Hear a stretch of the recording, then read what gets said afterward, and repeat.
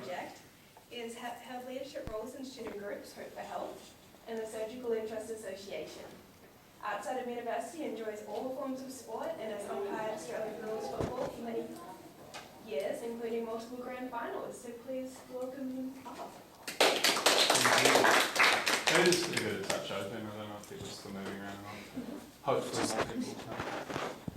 This is the first time I've talked for so long, for 50 minutes, so excuse me if I go over time or a bit off or anything like that. And I didn't really know what I was signing up for when they asked me to talk, so I didn't know it would be a 300-person lecture theatre, but obviously it's a bit nice and more intimate, so it's good.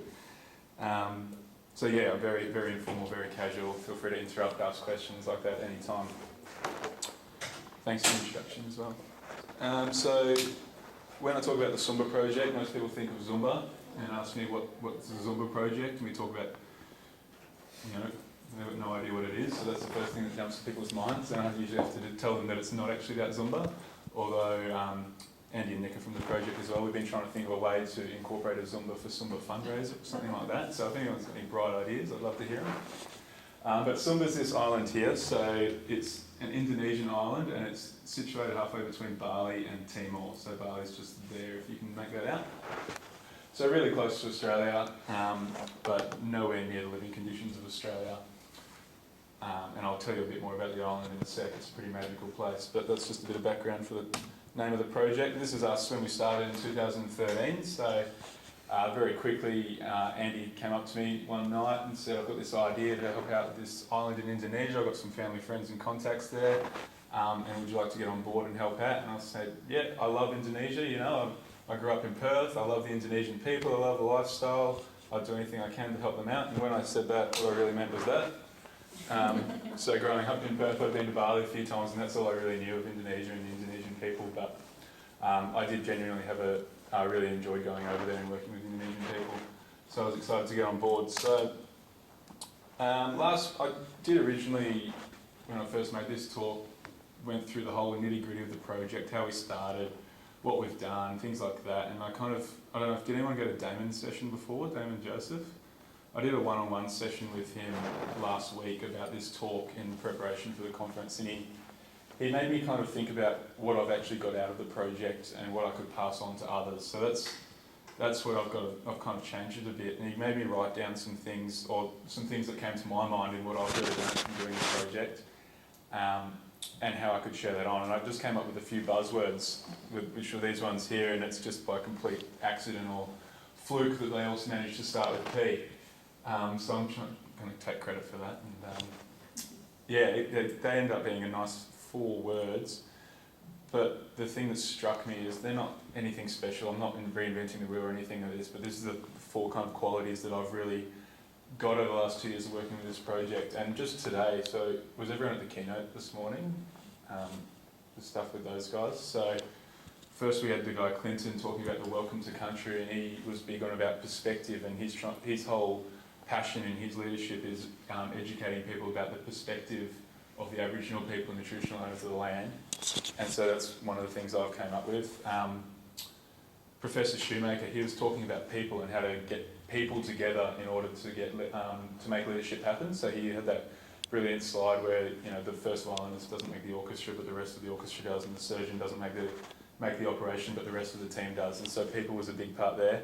And then Matt Kershaw, the keynote speaker this morning, who I really, really enjoyed, he obviously went through persistence with his story. It was a really, really good story and showed how much you can overcome if you really put your mind to it. And proactive as well is a big one that I've personally taken out of the last couple of years as I've been more and more proactive and trying to chase down things that I want to do. It's had a really positive impact, and I'll share some stories at the end about how it's had a really positive impact on me.